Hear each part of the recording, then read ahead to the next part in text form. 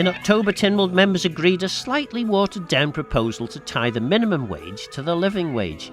This led to the Local Economy Forum holding a lively meeting which, while highly critical of government and Tynwald's decision, suggested a change to tax allowances and credits which would see the lowest paid taking home slightly more money and government and the private sector sharing the burden. Lawrie Hooper spoke against the Tynwald compromise and Chris Robertshaw led the private sector charge. They join me now in the studio. In this instance, Chris, you have a title of sorts? Well, yes, just one of a number of people involved in the Local Economy Forum. The specific interest at this moment obviously being the proposed and now passed minimum wage proposals in Tynwald. What is the Local Economy Forum? It's a group of people who've come together from the private sector, generally smaller businesses, who are getting increasingly anxious about the way things are going and felt that they had a specific message to get over in a particular set of areas, and this one, the minimum wage, is the first. Clearly, there is a difference of opinion, certainly between yourselves and in terms of the Council of Ministers, and I guess Tynwald, in as much as Tynwald has supported a proposal to not quite get to the living wage, but getting pretty close to the living wage. But you're concerned about that. Yeah, well, I mean, I think Tynwald meant well, and I would support that feeling that it's very, very important to do everything we can to get lower incomes up. With that, I have absolutely no problem at all, nor do the members of the forum. The problem is that when Treasury put forward its proposals, it didn't explain what the impact would be on the lower paid. They talked about the gross top line figure, and everybody went, well, almost everybody, I think there was 6 or 7 who didn't, and they nodded and they said, yes, well, that's right, that's good. What they didn't understand, and what Treasury absolutely failed to explain, is the tax take, the NI and tax take out of that is very, very significant. And if you went over the life of this house, you could reasonably say 2 things. First of all, at the beginning of this administration, the government was taking from those on minimum rate of pay at that time 8% of that gross amount. And now it's creeping up to 14-15%. And it begs the question, what the hell is the minimum wage about? Is it about government collecting tax and insurance, or is it about making sure we protect those on lowest pay?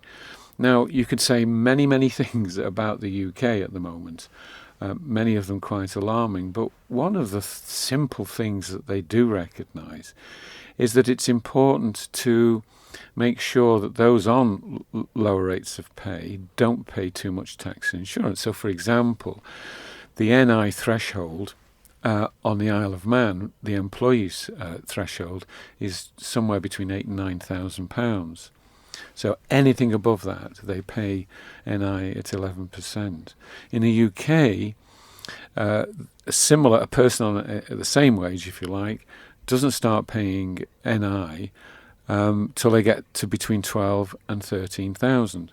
Second point is that on the Isle of Man, that employee will pay 11% from the 8,000 threshold, and in the UK, it's 8%. And actually, you're hearing rumbles over there that they're going to consider in the budget later this month the possibility of moving 2% of the NI over to tax, pay as you earn, PAYE. So they could be, their lower paid staff could be on 6% NI with a higher threshold, and ours remain on 11 with a much lower threshold point. The other thing as well is that because the thresholds generally, the NI's moved over the last 4 or 5 years, but not much, the entry point threshold, the primary gate, if you like, has moved. But the tax allowance has hardly moved at all. I mean, it should be in inflationary terms now. If inflation was applied to the personal tax allowance, it's not much short of 20,000. So, what I'm trying to explain here, perhaps badly, is that the lower paid really get hammered if they don't see these thresholds move up. Problem that the government's got is that the quicker the thresholds move up, and they could do to protect the lowest paid, it would be right across the board at that level. The result is that government couldn't afford it. So what the forum has said is, look, what we need to do here is recognise the special circumstances that the lowest paid have got, and as it were, reduce the increase of tax insurance coming to government for the lowest paid, and by applying an element of credit. I hope I'm not going on too long, Phil, but what the forum has proposed is saying, no, what really matters here is not the gross pay, which Alex Allinson keeps talking about and saying how wonderful it is. It's what people take home in pay, in their pocket, to deal with inflation. And so our approach is to say, if you apply a tax credit for those people on the minimum rate of pay, and 2, an element of credit for, as it were, a slope away from that as you go higher, so that it isn't a shock when you come out of the minimum rate of pay. That would cost government around about £4 or £5 million if it was very focused. But the gain back from that, the extra money in the economy, the significantly reduced damage on business, because business would be required to increase its pay more or less by inflation, and that's all. So businesses would gain. Those on minimum rate of pay would gain, and so would government, because at a net level, and this is important, is at the net take-home pay level, the figure that we propose is £370 a year more than the government's proposal. But if you worked it back on the government systems, we've actually arrived at the living wage. And so it's win, win, win. And okay, as far as government income is concerned, if we're in a situation now where a bloated government with very significant wage and salary costs is dependent upon how much tax they rip off the lowest paid, then Phil, we've got a problem. Lawrie Hooper, I saw shaking your head. I mean, I think I saw a few nods, but generally there was a shaking of the head towards the end there.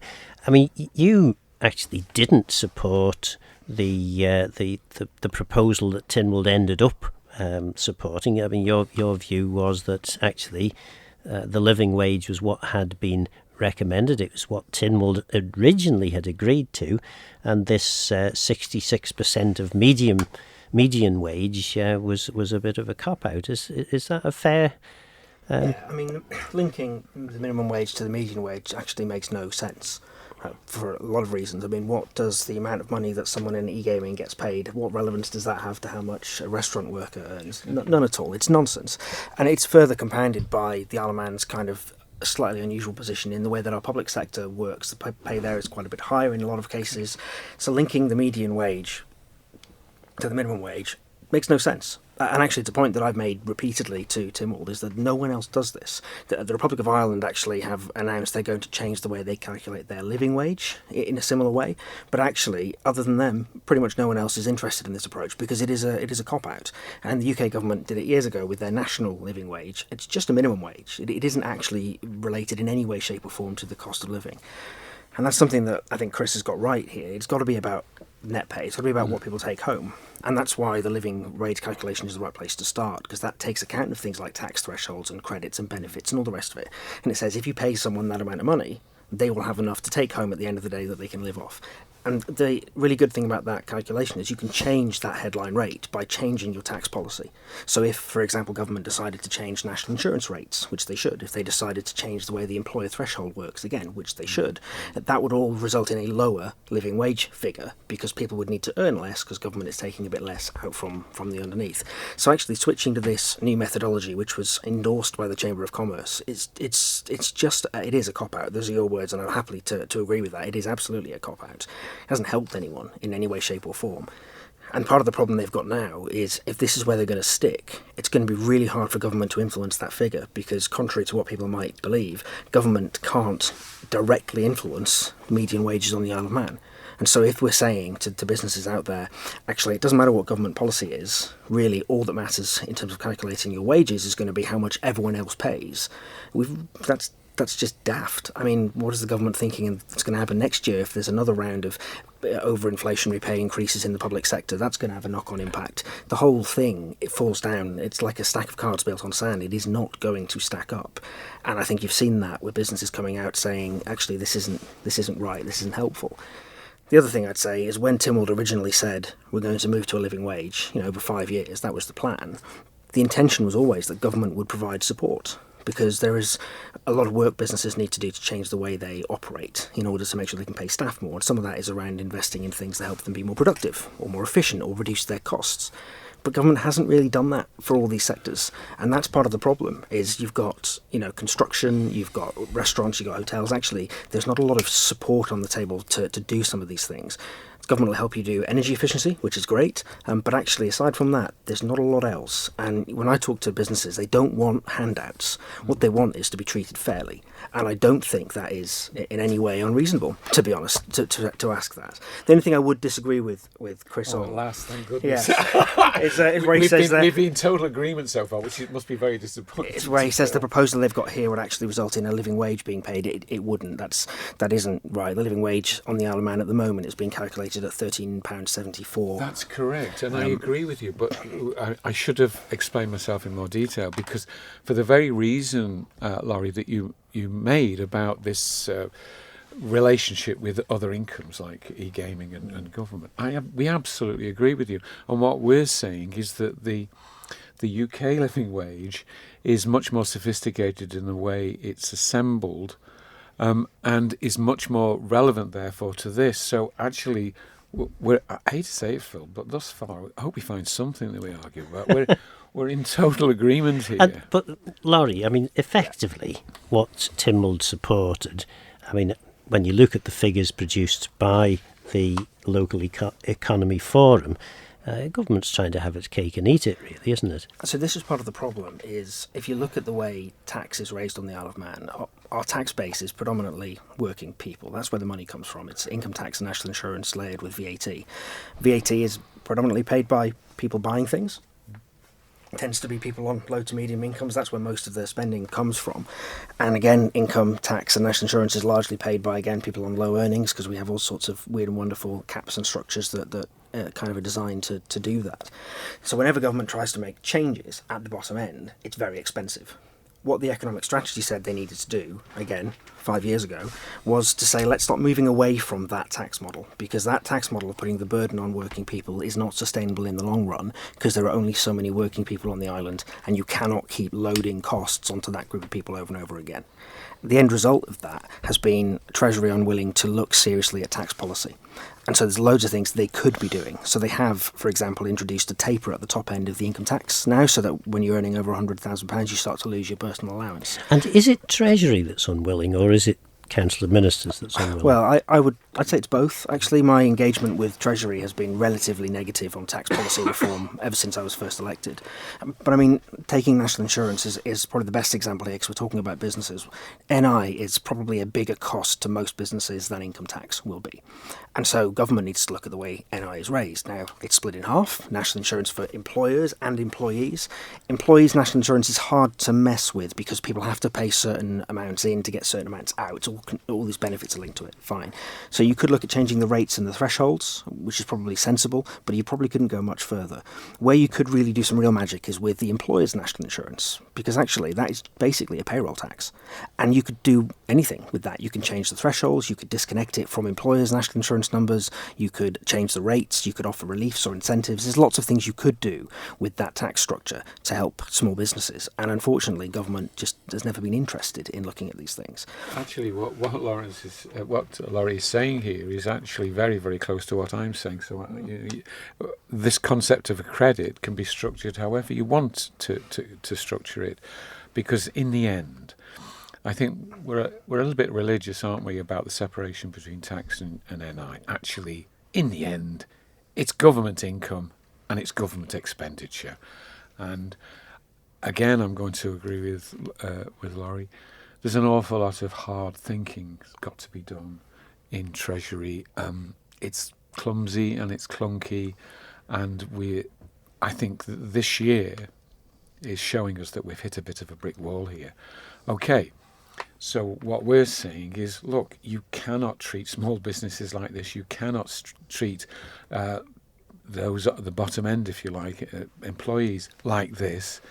This is a proposal here which delivers more money for the employee, takes the pressure off the small businesses, and okay, it's a form of living wage, but it's something achieved. And if one, as it were, opted for this, members of Tynwald wouldn't be letting down the low paid at all.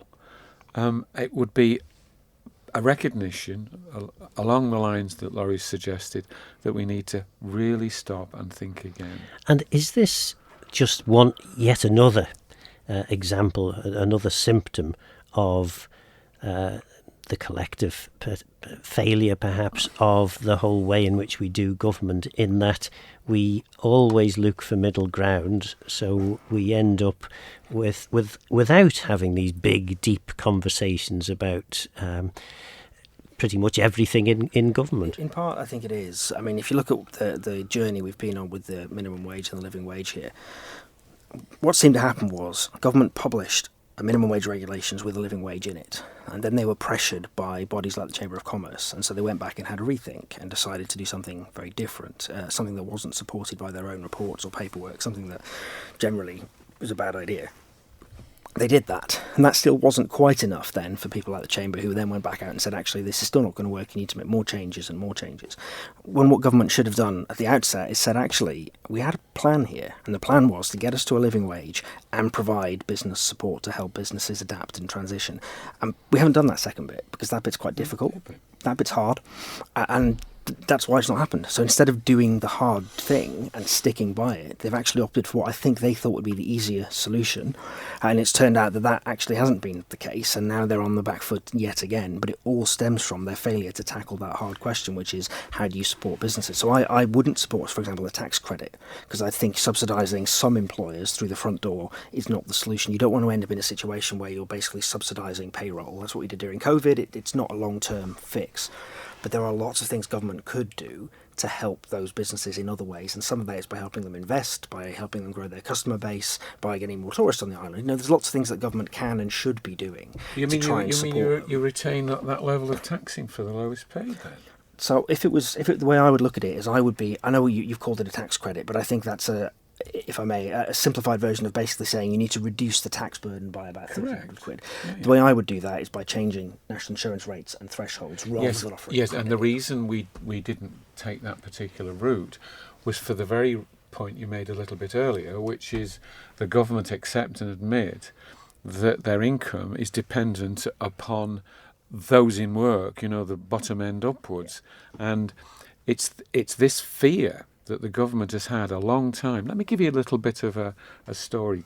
10 years ago, I went to the Treasury and I said, what on earth are we doing here for the low paid with this NI? And the answer I got fits exactly with what Lawrie said, and it's this: well, we can't afford to do it. Now, Laurie's point is right, that yes, we should be trying to fix thresholds, but the government at the moment can't afford it. And what we're saying is, look, our tax strategies, as it were, falling apart here, if we don't act sort of on a pro tem basis before rethinking things, then we're not being fair to the low paid, and we're seriously not being fair to businesses. So again, I mean, I hate to say it, Phil, we're in agreement on it. So I've always had an issue with this idea that the government can't afford this, actually, because I think that is just not true. I think if you look at the numbers, government's reserves are growing year on year. We've got more money in the bank now than we had at the start of this administration.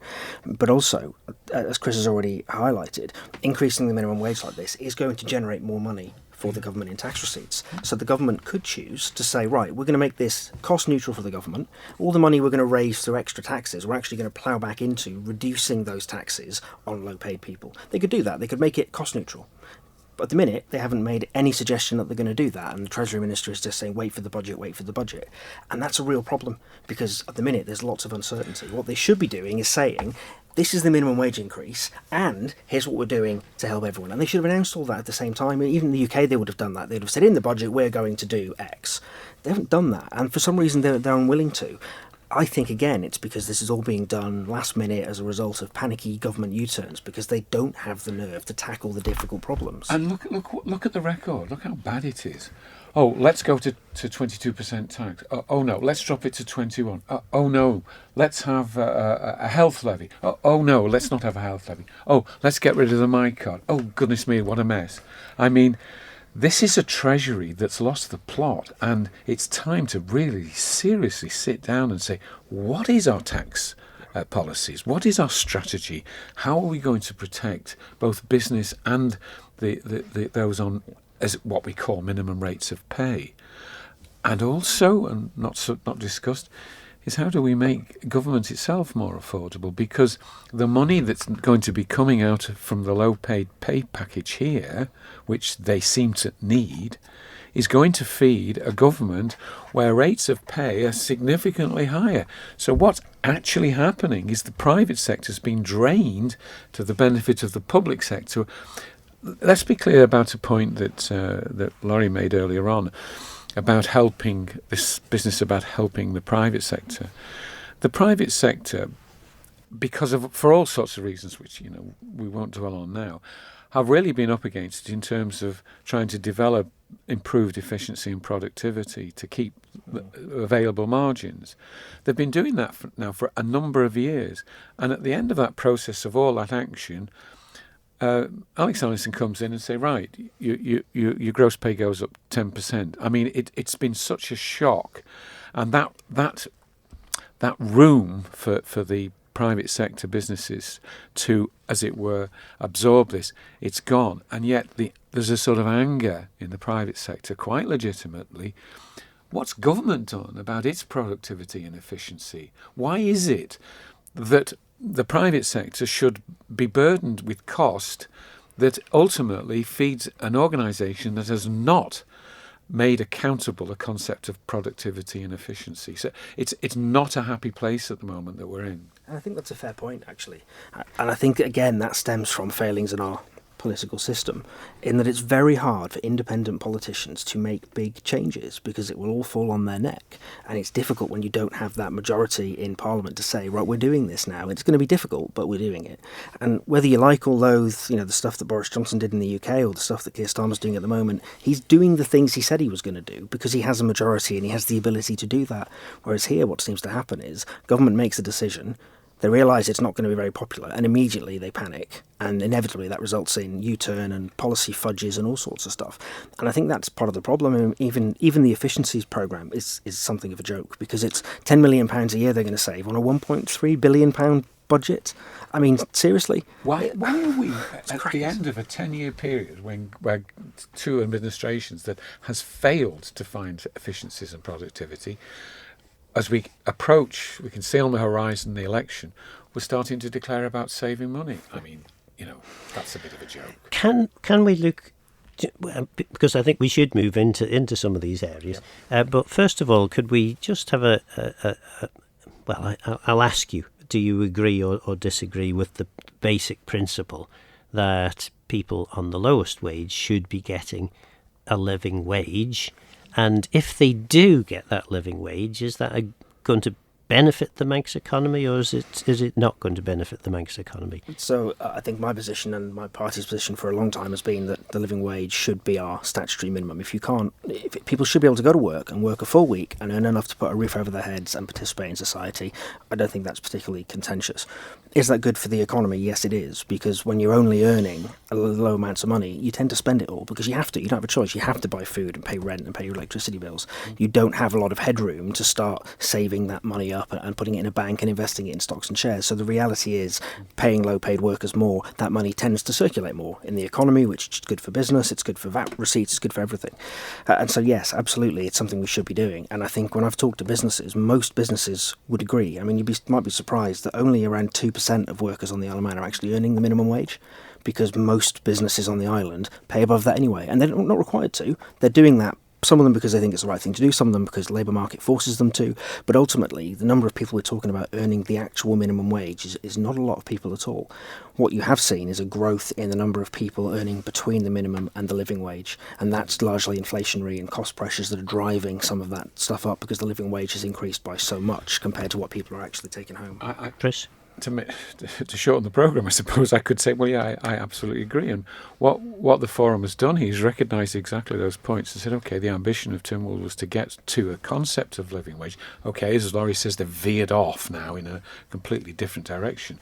But this is a perfectly constructive way of saying, yes, we have achieved something, but not the way the government's presenting it. And it's very disappointing to me that Alex Allison's clinging to this concept of we're going to stand by this gross figure. It's all about what people take home, and let's leave it at that, because we're in agreement. And it does actually work, doesn't it? I mean, Yes. in terms of the money circulating in the economy, which then means that actually government gets more tax take and businesses do better. And actually the simplest solution for government is to stop taking the money up front. So rather than creating an administrative system where you give people rebates or credits, actually just change the way you tax them in the first place. And ultimately, that's what the economic strategy said we needed to do.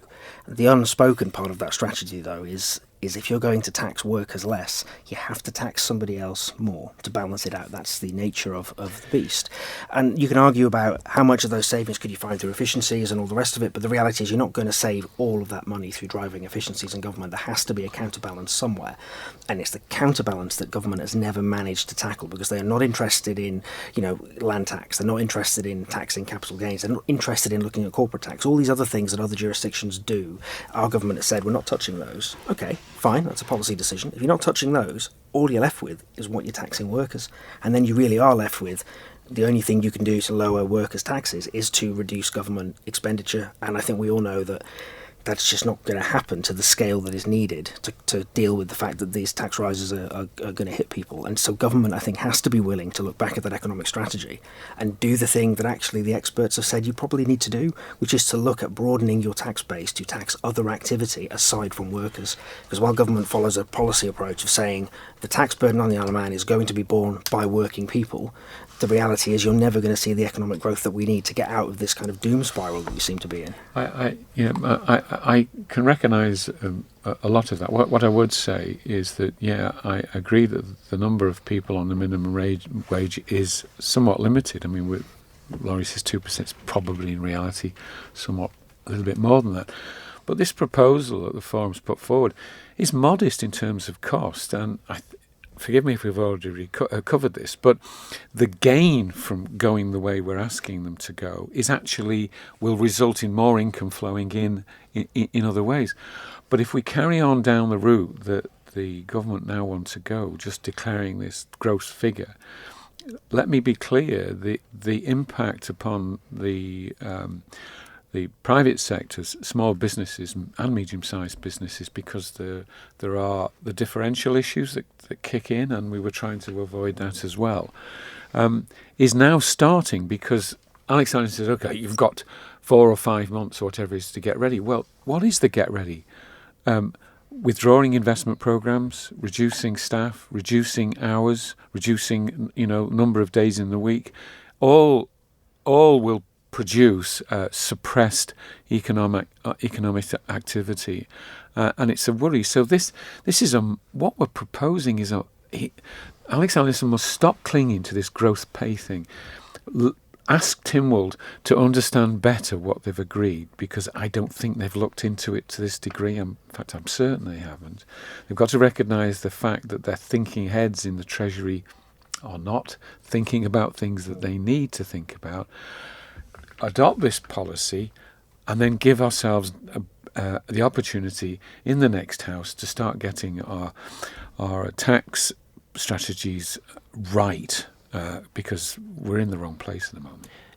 Do either of you have any sympathy with the Treasury Minister, in as much as effectively he may actually agree with everything you're saying, but he has a Tynwald approved policy that he has to fulfil. He has to reach agreement in Council of Ministers for any radical Treasury related proposal that he wishes to bring forward. Is he not stymied by the system? Do you want to answer that? My view on that is no. I have very little sympathy at this point. Tynwald had a policy which the government U-turned on, so it's clear that they can when they want to. And we've only heard this week that the government is actually quite willing to ignore legal requirements when it suits them. So the idea that the Treasury is bound or feel bound in any way, I think, is a bit laughable. But the reality is they've had alternative proposals presented to them. I presented one myself that said, let's phase this in 2 steps to give businesses more time to adjust, and that was thrown out. I said we should put some business support in place for these, and they've threw that out as well. Treasury have had things presented to them in terms of options, and they have steadfastly said, no, this is the right approach. And if the minister is proposing and actively championing a policy he fundamentally disagrees with, then he should probably resign. That's the way you do it. You say, no, I'm sorry, but I can't support that policy. I don't think it's good for the island, and I'm not going to be the one responsible for it. And you hold your hands up and you say, Chief Minister, get someone else to do it. If the blocker really is the Council of Ministers, that is an option open to the Treasury Minister. Yeah, I think we started looking at the deeper issues last night in the forum meeting, and there are 3 fundamental issues which link us more, I suppose, to the effort I'm putting into what I call future IOM. It's not about specific policies. It's about pillars of government that are required to be put in place if we're going to have better government. And the 3 issues are: our democracy currently is fading. More and more power is going to the individual departments, sort of steering away somewhat from ministers, and they in turn are separating themselves from the electorate. There are ways to improve efficiency and productivity in government, and it requires. I don't want to set Lawrie off too much here, but it's linked to the concept of unified government. And the third thing, and this is perhaps relevant to this discussion now, is we need much, much better high-level strategic thinking. And what we're doing at the moment, wrongly, is we're looking and getting the strategic thinking from operating officers in departments. That's inadequate for those elected. What's necessary is to have a set of departments really focused on operational delivery. And high-level strategic thinking, it's an art form to create it, and what Tynwald and what the Council of Ministers need is much, much better high-level strategic thinking. So that's certainly lacking in Treasury, and I think it's been self-evident in a whole range of ways in the last number of years. So do I blame Alex Allinson? Yes, I do, because if you're going to carry on with a flawed system, then you're going to get flawed results. And yeah, you're right, you should stand down if things aren't where you believe they should be.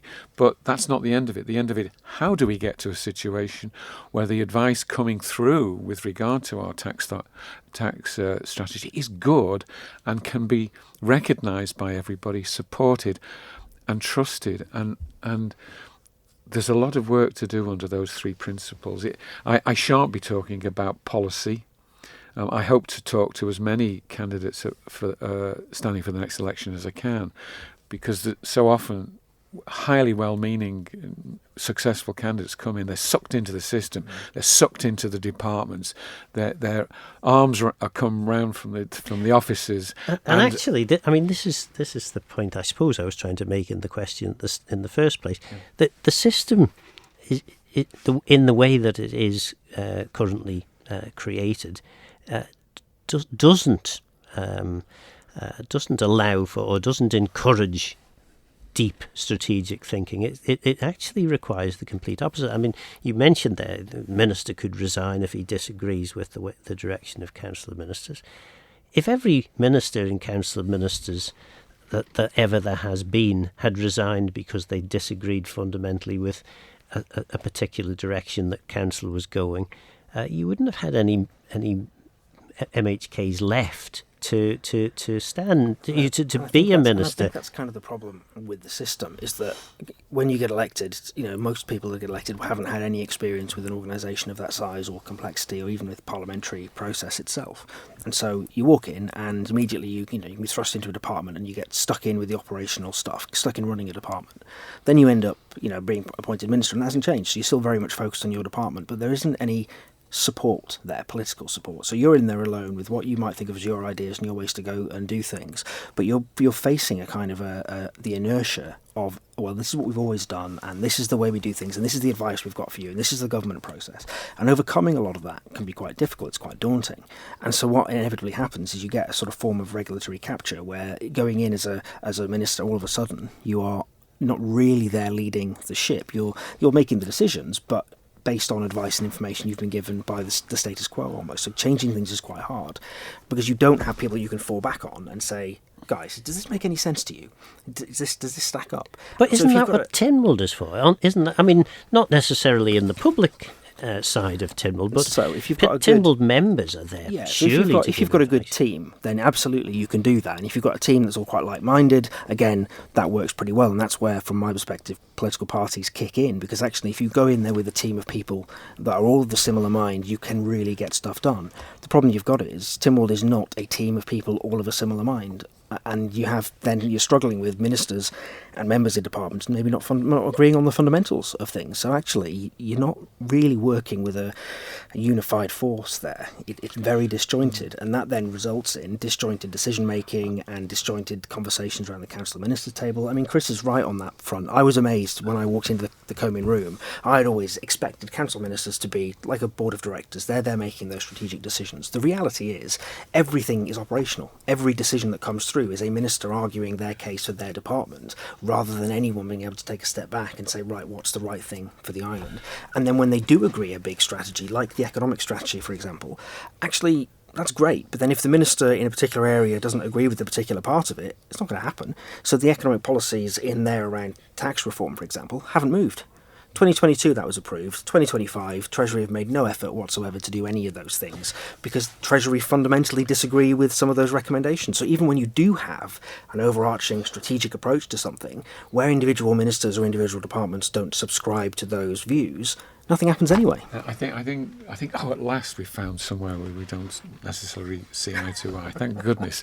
I'm sure you'll be pleased we've done that at last.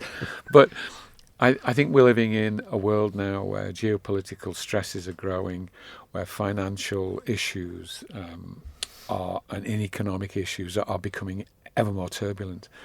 I've got real concerns around the idea that one should necessarily set in stone where you stand for every 5 years.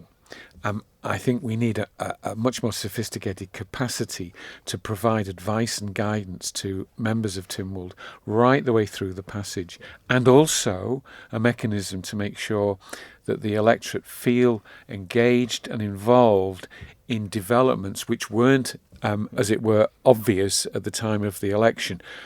Those two things could absolutely change our government, and we could be, something to envy, and we're not that far away. We just need the courage to keep our system but refine it, and then add these pillars to it that really make it shine.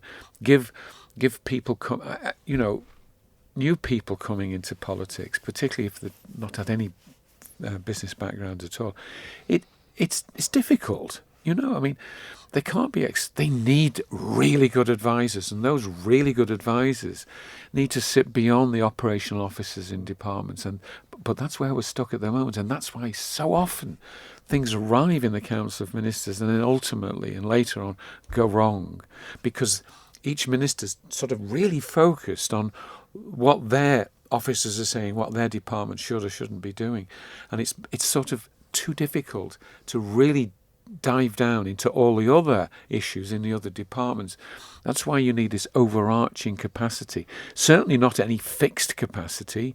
You need that strategic thinking to be appointed subject to the issue that Council of Ministers and Tynwald want to consider. Also, the way our system's working at the moment is working against good opposition. I mean, it's now pretty well straightforward to get something that a senior officer has persuaded his minister to do. That minister's got a very good chance of getting it through, even if the members in the department actually disagree with it, and even if a significant number of the Council of Ministers disagree. What heart has an opposition member got to really stand up and say, no, I don't agree with this, or yes, I do, but that's not right? Because the process of going through the Council of Ministers is going to get it through the House anyway.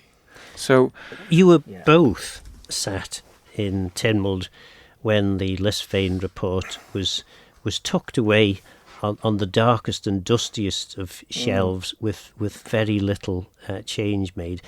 That was an opportunity missed to allow for the kind of strengthening of the scrutiny function of Tynwald. I think there's always been a nervousness from a government perspective to allow that to happen. And I think the problem you've got, as Chris rightly identifies, it's a rare day that you get something through Tynwald that the Council of Ministers fundamentally objects to. If they're indifferent about something, or if they don't really understand it, quite often you can get it through. Or if the errors in the things they're presenting are so fundamentally obvious that even ministers can see them, then actually you can have a good day. But actually, 90% of the time, if Comyn don't want it to happen, it's not going to happen, because they absolutely have control of the House of Keys. And in principle, I've got no issue with that. If they had gone out to the public and actually had a majority of people on their side at the election, they'd have a mandate to do that. But they just don't. And so what you end up with is a system where not even a majority, it's 5 ministers out of 9. That's all you need. That's a decision, and so 5 people in Tynwald are the ones making some of these decisions, because the rest of the Comyn go along with it under collective responsibility, so do the department members, and then all they've got to really do is convince one backbencher to support them, and actually that's a lot easier than it sounds. It's a a high-risk strategy, though, if only 5 of your ministers supported a controversial policy. As Chief Minister, you might be tempted to say, actually, maybe we should have a rethink on this. And actually then that causes some of the problem we were talking about earlier in terms of that big strategic thinking, because then you end up trying to make some level of compromise and you water down the initial proposal. Well, Sir John Elvidge's 2014 Single Legal Entity report, his final paragraph is, guys, if you really want good, my terminology, my paraphrasing, not his, of course.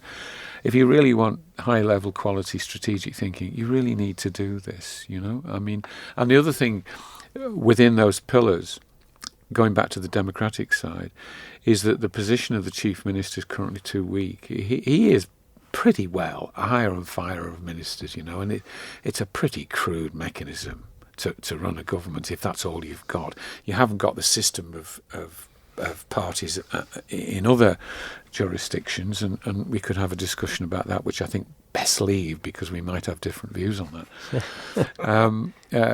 But there is an opportunity to increase the authority of the Chief Minister and give him or her the opportunity or the requirement to really keep their fingers on the pulse. So why did it work? Let me just finish this point. Yeah, keep the fingers on the pulse of the population's views, and if necessary, and when necessary, particularly coming back to your point about a split Council of Ministers or a split House, the Chief Minister once, twice or 3 times a year should be taking key issues to the people and say, on a referendum basis, there's nothing wrong at all with introducing the concept in the appropriate time, in the appropriate way, and on an advisory basis to bring in the concept of checking back with the public.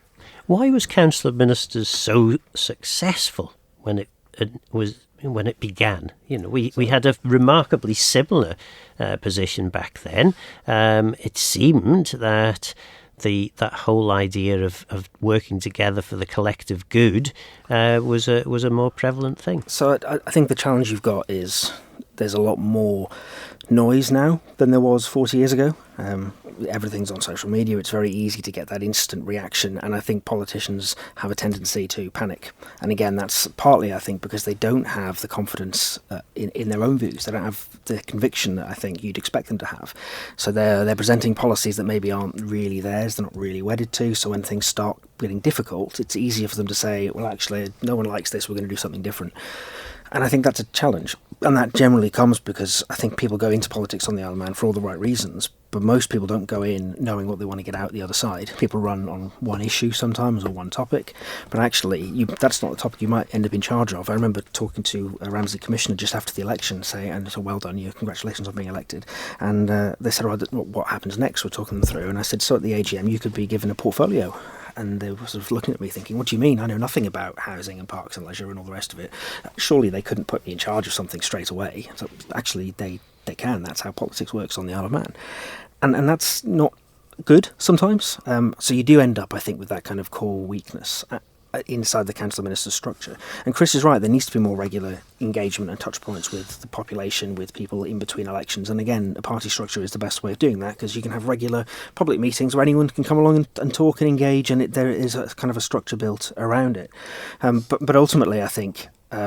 what's that quote? A bad system beats a good person every time, and that's the problem that we have at the minute. Is the system is poor, and so you have to be a really exceptional group of people, really exceptionally committed to your end goal to make things work in the way that you want them to work. I think and it's very easy to do that in times of plenty, when things are going well, when the economy is growing, when everything's going from strength to strength. Actually, it's very easy.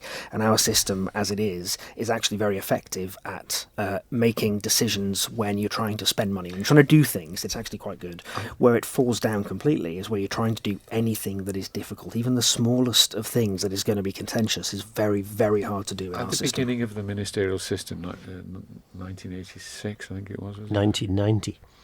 1990. Was it? Yeah. When it came in, the island was on the up economically. The civil service was manned in broad terms by very experienced people who lived through much more difficult times. They had a different culture and mindset.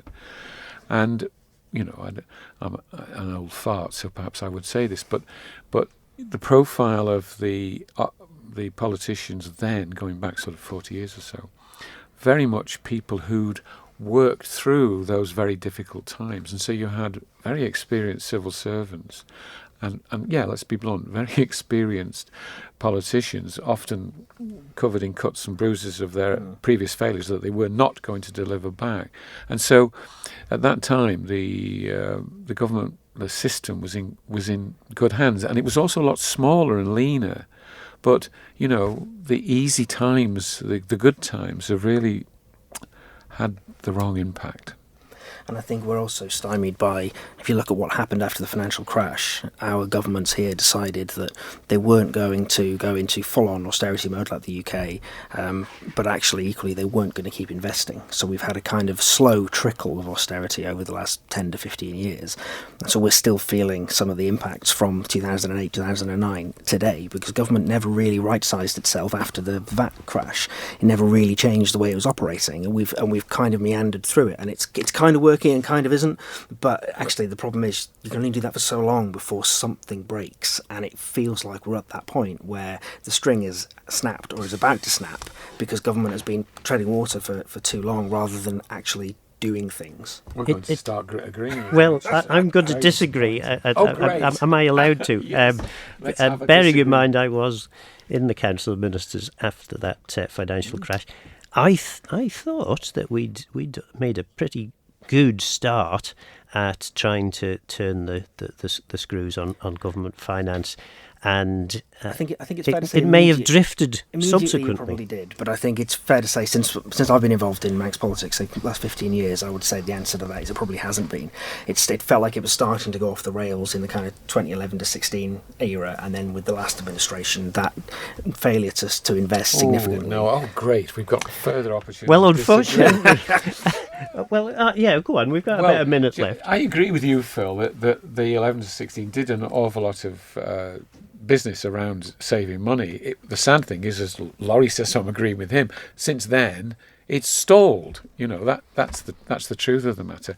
But from my involvement that way back then I was saying, we can't stall, we've got to change, we need to reform, keep our system, but just refine it and make it better. We haven't done that. Can I ask, do you not think that part of the problem is that we think here in 5-year cycles because we have no certainty, whereas when you have a jurisdiction which has a kind of party structure, you can and you should be thinking beyond the election, thinking actually how are we going to be doing this in 5, 10, 15 years' time? Whereas here, actually the Council of Ministers and Tynwald even can't think in those terms, even let alone beginning to plan in those terms. We're agreeing again, but end on a good note, it's not a question of choosing between, I believe, what I'm saying about how high quality strategic thinking comes in. It's party politics or that. I mean, I'm hoping to encourage and persuade those who want to establish party politics to think the same way. So, yes, we do think in 5-year sort of blips, but high-level strategic thinking, quality provided, fully supported, will ensure there's a bridge over that. That was Ramsey MHK Lawrie Hooper and Local Economy Forum spokesman Chris Robertshaw. I'm Phil Gorn, Gora Myers and Geistachrum. Thanks for listening.